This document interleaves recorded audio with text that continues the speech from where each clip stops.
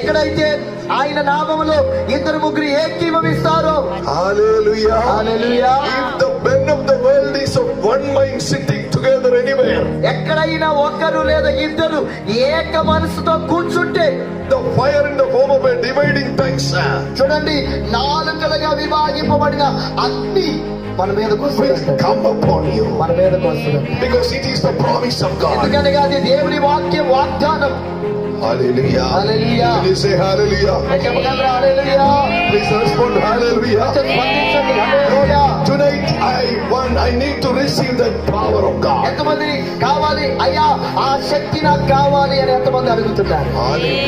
Hallelujah. The lie of the spirit of the living God, చూడండి, దేవుని యొక్క జీవము కలిగిన దేవుని ఆత్మ, that is mentioned in Romans chapter 8. రోమా పత్రిక 8వ అధ్యాయములో ఈ మాటలు రాయబడ్డాయి.